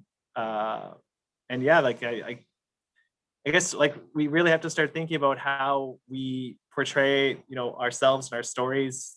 I know it's not necessarily possible, like to always have someone from like one particular nation to, like, you know, to act in it. You know, I think another thing that we're dealing with is just like there are a growing number of actors, Indigenous actors, that want to be out there, and storytellers that want to be out there, but like that number is slowly growing, right? So perhaps we're not quite at the number we need to do every production we want to do, but I'm hopeful, like the rest of you. And I realize that, Adam, I've left you out of this one. That was my mistake. Was there anything you wanted to add to the future? I know you spoke a little earlier about you know, more financial support, but is there anything else that hasn't already been said? So many great thoughts, by the way. Over the last 20 years, I've been calculating, but also having my friends help me build the concept of a Native American Disney, which involves all the aspect of an inside kind of support base of making movies, distribution, etc. And 4 years ago, I was on this journey where I had a distribution company, a movie theater, and opening up doors for grants for some writers. And it was unfortunate, one of my business partners took advantage of my name and started taking money through his production company that we didn't know of until a few years later. So we had to shut it down. And it was unfortunate, but it hasn't stopped me in regards to what I want for our people. So I'm starting again this year. It'll probably take months to, I don't know how long, but that support is there. And this time I'm gonna run without any partners and just focus on myself, using my lawyer in LA to help me through this process. Because we have so little that's access to us. There are people out there, when they get an opportunity, they close the door behind them, which is unfortunate because that door isn't really open for us yet. But once it's open, I don't know why it is, but people don't gravitate to the whole community that we have. So I kind of want to change that, and I'm hoping that the next 5 years that I'll have some sort of ground source that could kind of carry what's happening right now. This change that's happening is really important, and we have to be ready for the next one that's gonna come in and involve us as writers, directors, producers, distributors. We should have had a studio by now, run and controlled by us, with the sovereignty we have and the opportunities we have in regards to tax-free entity here in Canada, but also the sovereignty in the States. As Gary was saying, there's $28 billion within the Native American community that we can have access to, but it's hard to even get them to partner up because there's this unknown world of these gates of inclusivity with the studios and the financiers and etc. That if you have someone who's white with the experience, they'll accept you. And I think that's wrong. When Tantoo said we're living in a racist society, it's like, yes, of course it is. It still exists today. And if you look at the examples of who's leading the showrunners and the stories when it comes to Native filmmakers, it's not a Native on the high up seat. We're still, begging for them to give us a piece of pie. And when we do, we all have to compete for it. And I think it's wrong. We should have a support system and many pies to garnish on, as opposed to, we'll give you 150,000 for your movie, but we'll end up giving, 10 million to these other guys who's doing the same thing, but they're not Native. And it hurts, but I'm looking from a different source, and I'm gaining leverage using my friendships and the people that I know. And I'm hoping that I can open that door sooner. And the advantage that was taken from me 3-4 years ago was really wrong, but I'm not letting it stop me. And my wife has been helping me in regards to not judging people for making decisions in their career for a monetary value, because that's them and I'm different and I shouldn't judge them for that. But I believe that we have got to stand up for ourselves no matter what, and never let a monetary position take the value of our sacredness as Anishinaabe, as Native people, as Métis, as Mohawk, as Inuit. We should be able to say no. And if someone says no, like if I was going for a film and Gary says, I'm not doing this, I wouldn't even read the fucking script. If Tantoo said, oh, I read it, I'm not doing it, I wouldn't even do the script. It doesn't matter what they're going to pay me. And that's the power and position that we have to stand up for each other. And if we don't, we're going to be a sinking ship all the time. So anyways, that's my rant. And, I just want to encourage people that I'm lucky I still have my film school. You know, with my film school, I had to compete with other film schools out there, but also these financial institutes that have big money from the government handouts that they seeped into what I was doing because they didn't like the little bit that I was getting. They wanted all of it. Why do people want to just take everything? Why couldn't we work together? You know, I had a strategy with my film students. This is one thing that really pissed me off, was I got a grant that after my student was finished, that we placed them in any job placement and we would pay for them to get paid there, not the company that they're opening the door for. They just needed the work experience. There is not one mother damn son of a gun who opened the door for us. And it pissed me off. And emotionally, I'm still pissed off because those kids should have been able to walk in that door and say, you know, this is what it's like. I love it here. And the company didn't even have to fucking pay for it. That was everybody, not one door open. I'll be back. Yeah, no, please, Adam, take whatever time you need. All right. So, well, it's difficult to segue from that. I apologize. Thank I you, can Gary. help though. You know, I had the same experience trying to, you know, launch the Aboriginal Voices Radio. I just thought that that was such an effort in Canada that, you know, I was trying to bridge the cultural divide between the urban and the rural. The rural's kind of covered in northern Canada, and I was trying to get the urban where all the people were going for job and survive and all the new things they're dealing with. I was trying to cross-pollinate that, and you know, they spent I think 55 million just to that RCAP report several years ago, and that's all we needed to from Canada to radioize the whole country, so that the Native people had a voice. But they didn't want us to have a voice because, you know, they're counting on some resource to underwrite 25 to 50 years of economy for the country so they can carry on like they do, you know. So that's the challenge, and that's why we always get to feel so bad about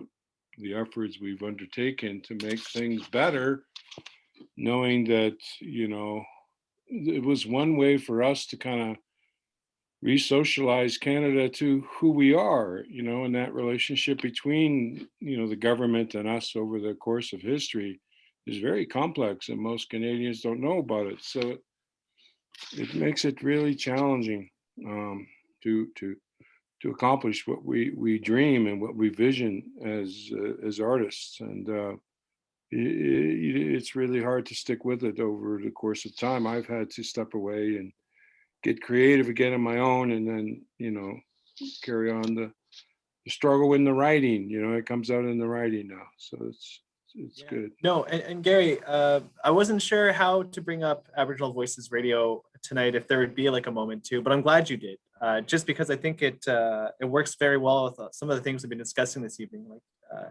AVR started as a publication, right? Then became a radio station, and then got bigger from there. And I think, well, I saw the vision of that long time ago when I started to publish. The only reason I started to publish is because I had to get the licenses to broadcast, you know, officially in the country, and getting those licenses was really challenging. And one of the breakthroughs, and still exists today, and everyone should know it, is that Aboriginal content on, you know, Canadian airwaves is common good. So a lot of the efforts can be underwritten by private broadcasters who need some bonuses on their team in order to renew their licenses every 8-7 years. And there's money to be had for broadcasters, Aboriginal broadcasters, when those licenses are coming up for renewal. So that was a big break in the economic system. But the CRTC itself really did, you know, there was some people on the panel then that really wanted to help and encouraged. I mean, if it wasn't for the CRTC, the APTN would not exist, right? Television Northern Canada couldn't operate up north, and there wasn't enough audience. They had to expand the audience, and it was so strange because I was involved in the National Aboriginal Communication Societies years ago when they never always disincluded Southern Ontario, right? The Southern tribes were always, nations were meant to kind of amalgamate into Canada, and the Northern ones, really, they just wanted to exploit them for minerals and trees and water and everything else. But so it's a very complicated situation there that we deal with in Canada in terms of content, and it's very controlled. I remember, really the residential school system for African American and the American Indian and North American Indian, those systems that, was adopted by South Africa. That's where the homelands came from. It's very obvious, but we tried to tell that story documentary, I'll never forget, and Right. Telefilm wouldn't allow us to tell it.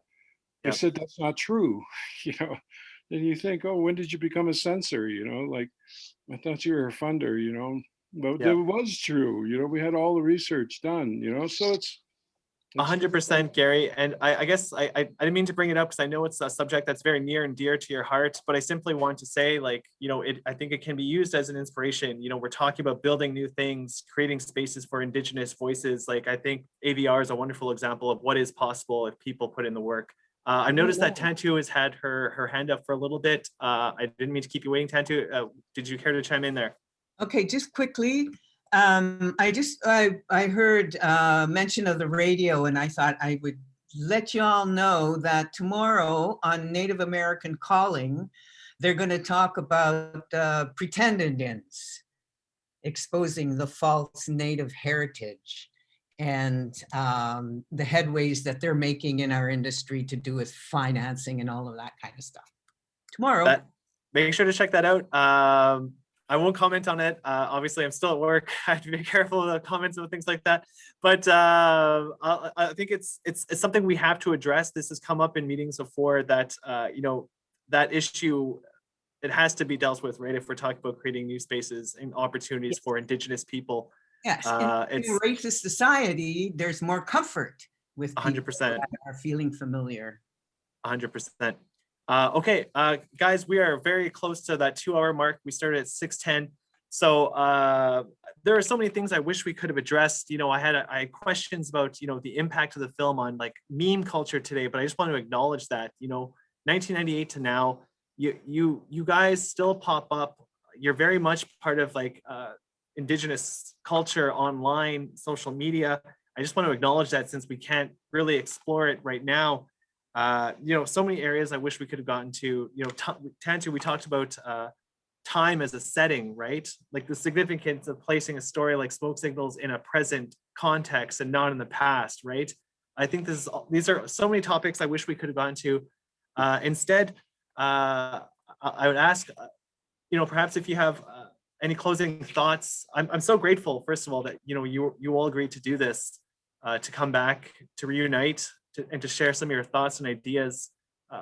This was more than I thought it was going to be. And I don't mean that in any negative way. I just mean where the conversation has taken us, the thoughts that have been shared, the visions for the futures that have come out, the emotion that has been on screen this evening. It's, I don't know how to describe it, but yeah.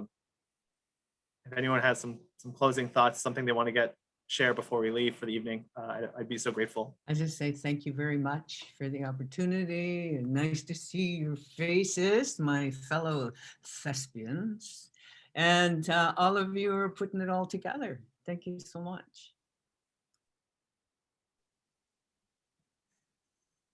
Evan? Victor's mom makes the best fry bread in the whole world. Hey, Victor, I'm sorry about your dad. I get asked to do that every day, so I thought I have to do it today.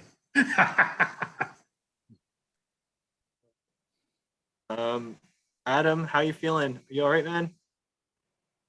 I'm good, dude. Just needed to walk away. I'm an emotional being behind the laughter and stuff, but I care a lot for my students, but for our people in general. And Gary's been way ahead and playing the ball game longer than I have. And the struggle has been that far back, you know, so it just pisses me off when there's an opportunity and they just, you know, we need someone to open the door, you know. But I have no grudges against, I do have a grudge, but I mean, it's not stopping my dream, because I'm opening doors elsewhere and I'm restarting my venture out again in a different form. So, you know, I see a bright future for our up and coming filmmakers, and just want to thank everybody for being here. And, you know, there's a lot of work to do, and I'm just happy to be, you know, be a part of Smoke Signals that has, to this day, still maintaining its value and the strength of characters that we all brought as actors. And I'll never get tired of "Hey Victor," because I always get to say, "Shut up, Thomas, or I'll beat you up." That's good to know. If we ever cross paths, Adam, I'll know. Thank you. And Gary, this is one instance where for whatever reason why you end up coming last every time, where I'm not so sad about it, because I think you have an opportunity to have some final closing thoughts here to share your wisdom with us again. But yeah, Gary Farmer. Yeah, I just wanted to shout out to Sherman Alexie, you know. I know he's been dealing with some stuff too, and you know, we really miss his writing and participation and stuff. So shout out to him. And of course, Chris Eyre, you know, the director, he's cooking along still. He, you know, doing a lot of projects, got a lot of things on the go, and he's still working at it. I'm very grateful. I hope you all watch Resident Alien tomorrow night on the Sci-Fi Network, and check your schedules. So it's really it's nice to participate. I love performing for everything that I do, and you know, I perform in any way I can, and so I really appreciate the participation today. And my love to all you guys. You know, I remember Evan, though, Dr. Evan Adams, being my show host for the first round of Buffalo Tracks.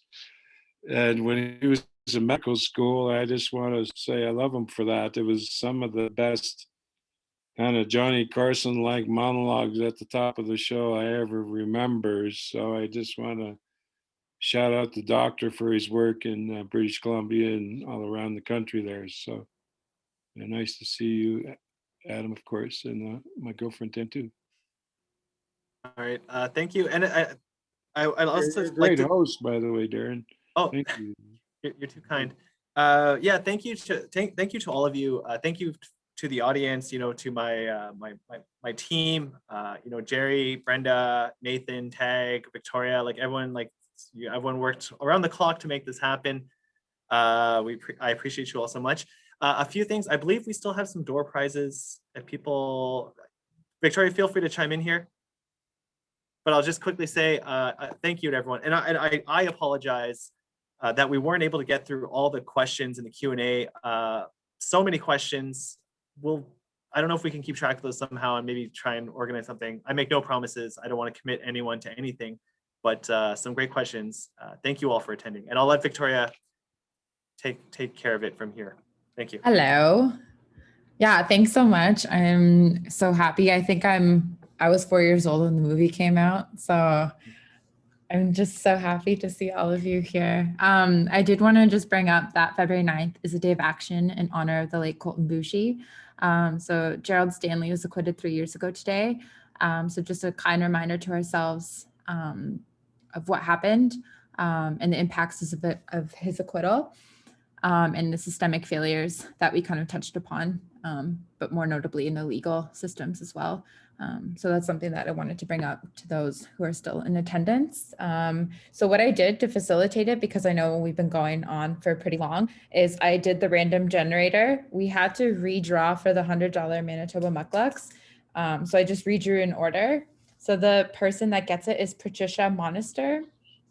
And I know Nathan and Tag will be DMing the people. So Patricia Monister is the winner for the $100 Manitoba gift card.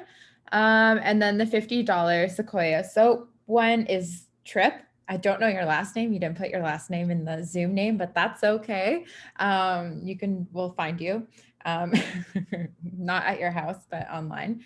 And then $50 to Squalwyn, which is a really awesome BC like health store. They have really good skincare, is Gail McDonald. And this is my uncle. I swear I didn't rig this, but $50 to Cheekbone Beauty for James Marchand. You're welcome, Brianna, my little baby cousin. And then $50 to Boreal Folk is Candace Soulier. And then last but not least, $100 to an Indigenous owned company called Raven Reads. They have this awesome book club, goes to Cicely Jocko. So thank you again. I'm going to, I don't know, do I have the last word? I don't like this.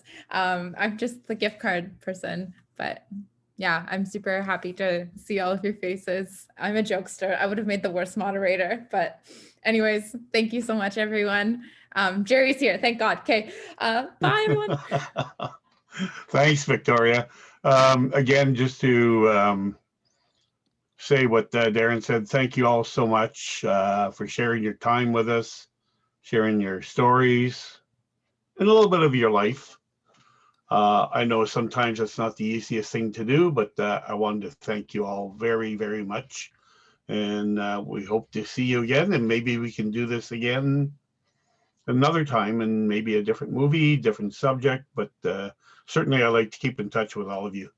So, miigwech. Later, dude. Thank you very much, man. Okay, right on, Adam. Take good care. Yeah. Thanks, Love it. everyone. Take care, Tantoo. Miigwech. Take Yeah. care there, Hammer. We'll see you 6 days sometime. Okay, thank you. Oh, Miigwech, Evan. Maybe see you around Tunny's pasture. Good night. Good night to all our attendees. Miigwech.